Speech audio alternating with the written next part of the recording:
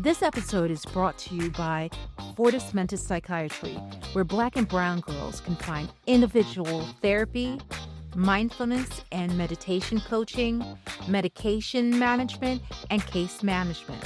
To learn more, go to fortismentispsychiatry.com/safe place.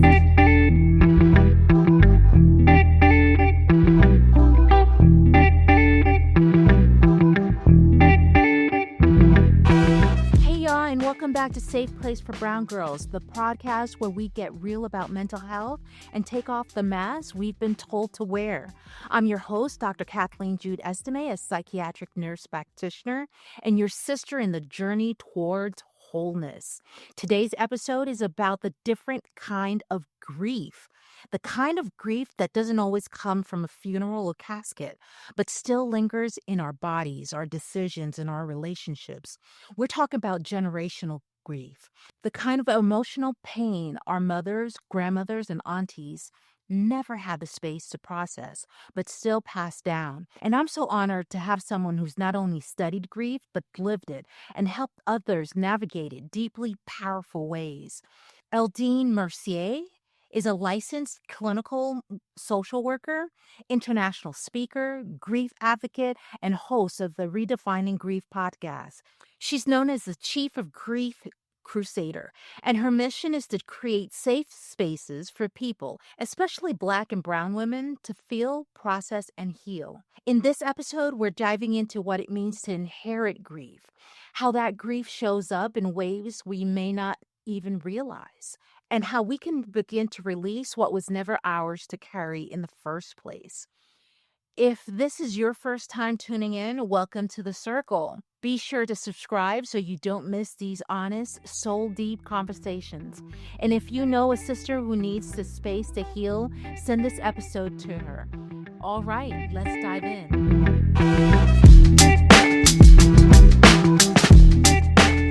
So, hi, welcome to the show, Herdyne. How have you been? Thank you so much for having me, Kathleen. I've been amazing. I am amazing. It's just taking it one day at a time. Oh, absolutely. That's all we can do, right? All we can do doing this thing called life, right? Yes, And absolutely. as Absolutely. much as we can. Yes, yes.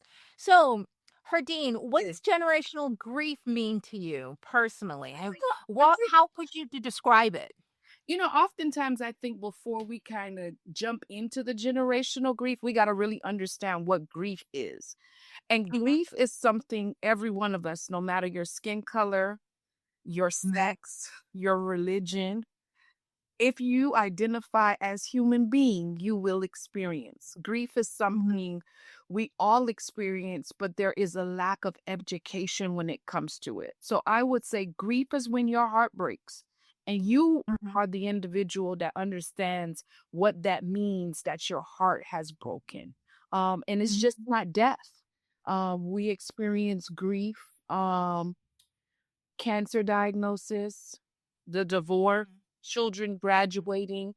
You just had this major success, financial grief, the people that have the money and grieving that everybody is now leeching onto them, right?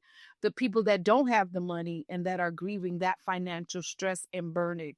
But when I think about generational grief, I am thinking about, for me, I'm thinking about what is being passed down from one generation to the other. Okay. And what that might look like. Generational grief, when I think about it, is for me in this very moment, I think being a Black mother, right? Something generational grief that happened to me, because you got to understand, grief is a balance between happiness and sadness.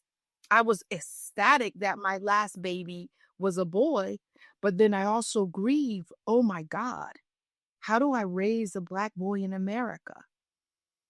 I didn't have brothers at the time, so that was foreign to me. So I grieve that. When you look at generational grief, you also sometimes look at, I think of the King family. Like they lost their father through something so heinous, and yet every generation, even the kids, they were young when they lost their dad, right? But the next generation is carrying on that legacy and re-educating the society And we're still experiencing racism today. So generational grief is something that is being passed down through family. So, Eldine, can you think of a moment in your life where you realized you were carrying pain that didn't start with you? If I could, because you got to think about generational grief. If there's anything that I think was passed on to me, that I probably carry and will carry for the rest of my life is my skin color, right? Oh, okay. The Yeah. grief that comes with that, right? Yeah. A black woman being at tables where they believe we don't belong. I can say that I grieve as I mentioned before, my sons, going around the corner. Mhm. I grieve the fact that when he's playing in our backyard and the ball goes over the fence, is he gonna come back without anything happening to him, right? Um, I grieve what my parents have gone through, migrating from Haiti by boat, being Yes. immigrant Uh-huh. in this political climate. Mhm. I grieve that we are going backwards instead of forward. Mhm. So I think grief is always going to be there, but thank God I have the skills and the tools to help me navigate those emotions when they do show up. Okay. So, in what way do you think our mothers or grandmothers experience grief, but never had the experience or the space to, or permission to express it? You know, I think a lot when I think about my ancestors, I Mhm. think maybe they were muted Mhm. because they were in a generation where the world was telling them they're not seen and they should not be heard, right? And so, but I do believe they found, and I'm talking about our Black women, Yes. they found solitude at the dinner table. They found Mhm. solitude in the kitchen. They found solitude if they had a business selling at the market, speaking to other women. Mhm. They found solitude in church, where they could be seen, heard, and validated in their experience of what they were experiencing on an everyday basis, possibly during their time. Yeah, and so how do you think unprocessed grief in previous generations affects how does it show up in our relationships or in our generation? I think unprocessed grief shows up when we are not doing the work, Mhm. right? Mhm. We tend to bleed on others when we don't have the necessary tools Mhm. to help us process the emotion that comes with grief, right? Mhm. And so once you do the work, it is my responsibility. And this is why I love working with women.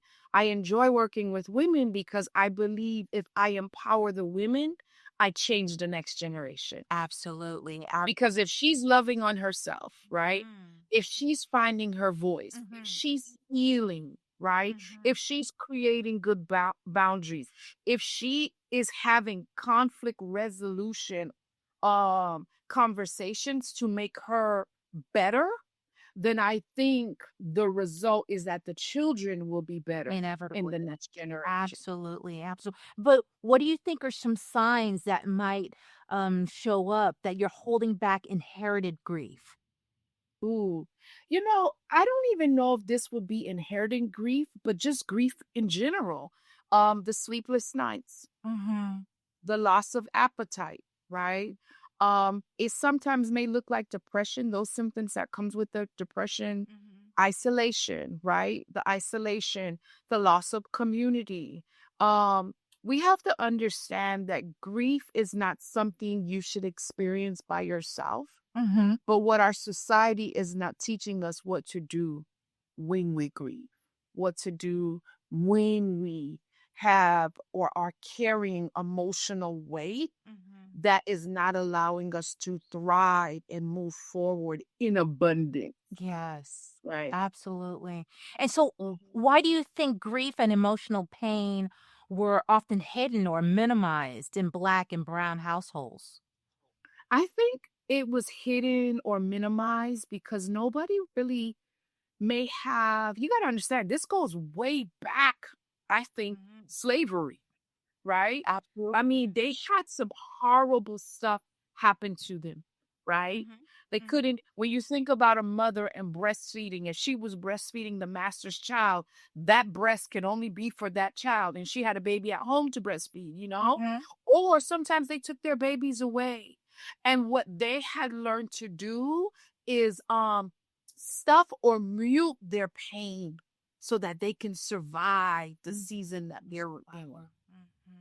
Mhm. So they were silenced. They were silented. They didn't have an opportunity to want to cry. But then I think maybe that was their way of when they went to church, Mhm. the wailing, right? Yeah. I think when we think about grievers, and what you experience, and we all have it in many different facets, it show ups. There's the silent griever. Mhm. There's the isolated griever. There's the storyteller griever that just wants to share the story, or talk about the individual they're lost, or talk about the finances until it gets better. There is just identifying or making time to understand what type of griever are you. Mhm. But I think what I am finding as a grief expert, and trainer and speaker is that a lot of people don't understand grief, and it's the basic thing of we just don't grieve when someone dies. We grieve when our heart breaks. I see. And your heart break can break for many different reasons. And how does the strong Black woman or the silent Latina, Mhm. matriarch stereotype, that particular stereotype, how does it play into how grief is expressed across generations? See, grief, I am going to, I guess, pop a myth here. The strong Black woman here won't fit with grief because you need vulnerability for grief, right? Okay. Grief is going to need you to have safe spaces Mhm. to heal emotionally. And when I say that, because sometimes we're in community, like culturally speaking, I've heard this several times in my Haitian community. Sometimes when children die, they Mhm. strip the mother of every clothes, every photo, anything as if this child never exists. Mhm. So there is this idea as if we take away everything, the pain will be less. Mhm. And that is so false. Yes, Your absolutely. heart is your heart, Mhm. right? Your mind is your mind. Your thoughts are your thoughts, and your emotion is your experience. And so I always say, don't run away from grief, but make grief your friend. Okay. And so how can healing look like? Explain to us healing.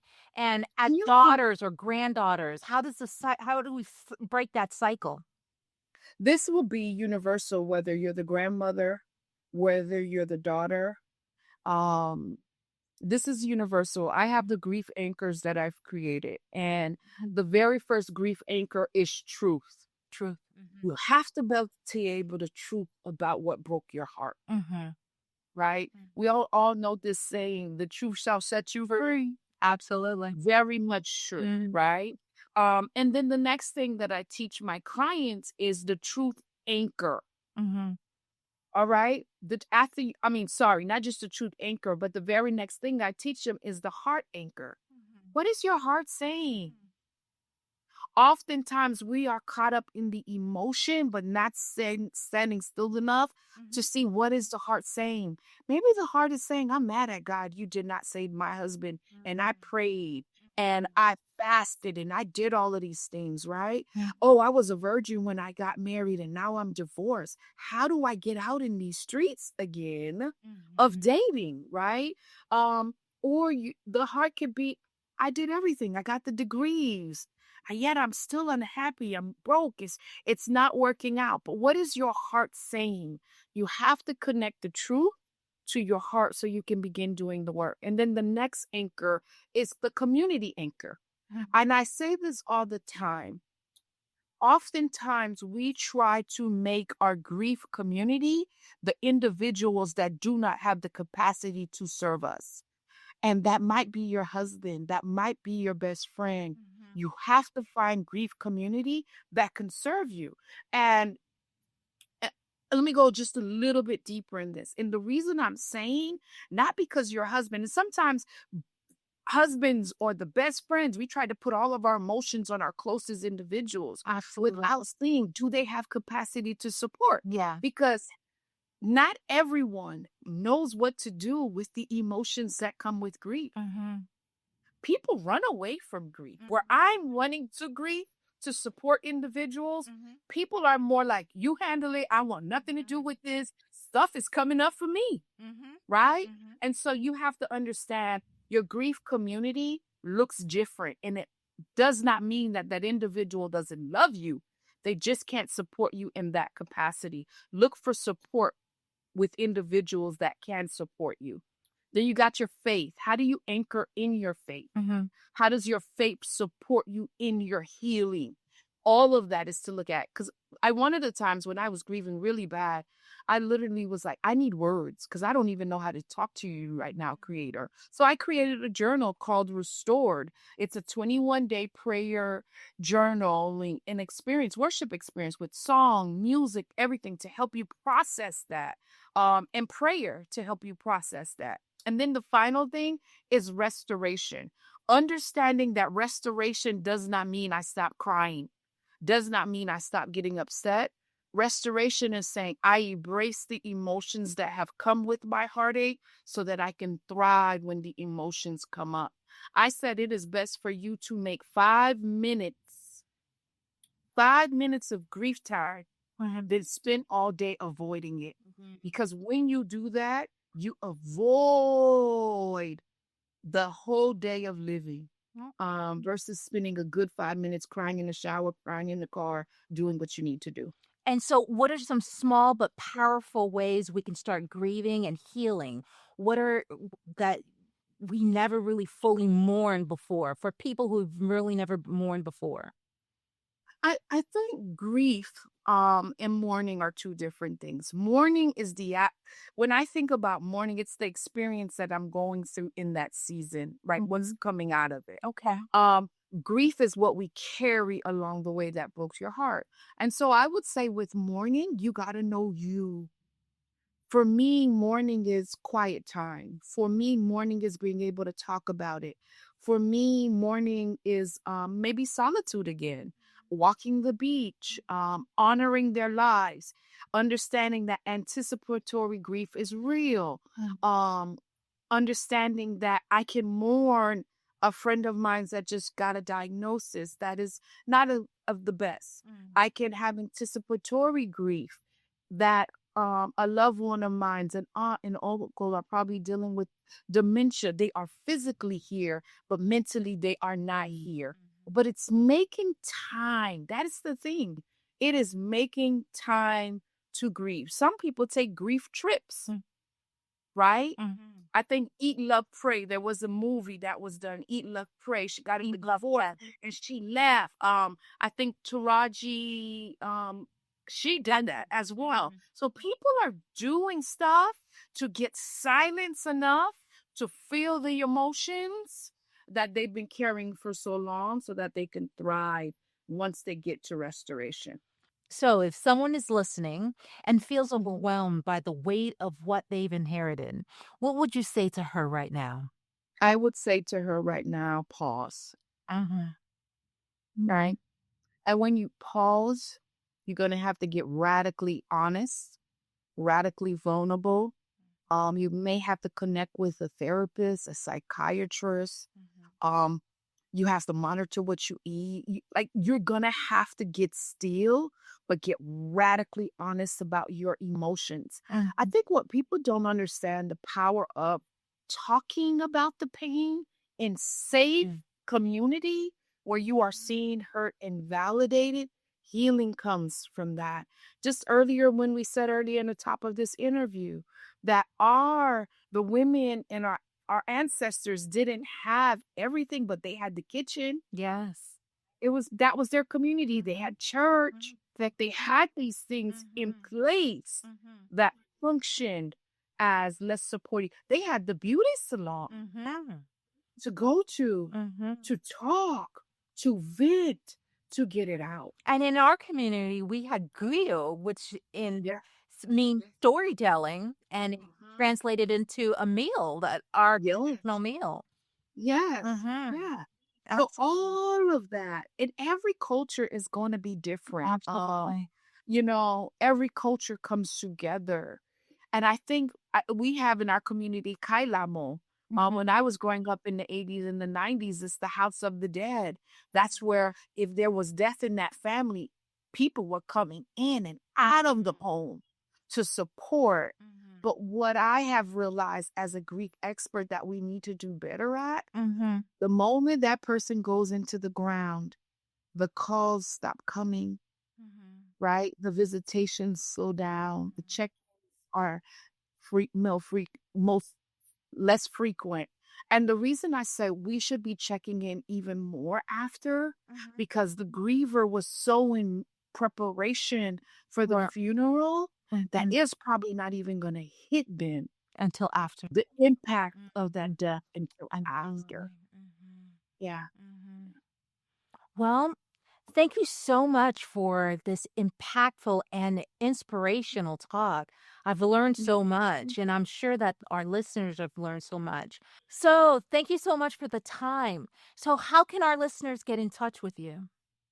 The best way right now is herdyne.com, eldine.com, HERDYNE.com, or all social media platforms, Eldine Mercier. I really love to play on Instagram. That's my place. I'm also going to be doing a lot more things on TikTok, so I'll be there as well. Okay. Getting in contact with me, going in my DMs if you have questions, sending an email. I look forward to serving the community where there is a speaker, podcast guests, just providing information that I feel. One of the quotes that I live by is this life is not perfect, but there's a requirement to live. Amen. And the reason I have that is you are going to get a phone call. Yeah. It's not if.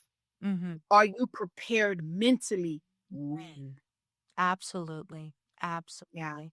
Well, Winning the war, the emotional war, mm-hmm. is preparing mentally by putting things in place. Mm-hmm. Your daily habits, your working out, the things that help you overall to make you solid when hanging on to vulnerability.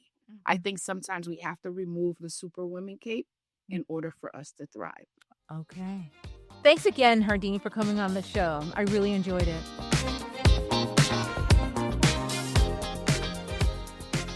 Woo! This was a deep one, y'all. Generational grief isn't just something we read about in psychology books. It's real. It shows up in how we love and how we love our mothers, how we cope, and how we carry ourselves through the day and through the world. But here's the beautiful truth. Just because we inherited it doesn't mean we have to keep holding on to it. We can name it, we can feel it, and we can begin to let it go. A huge thanks to my guest, Herdyne Mercier, for joining us and sharing her powerful voice and wisdom. If her words moved you the way they moved me, go show her some love and connect with her on Instagram at Herdyne Mercier.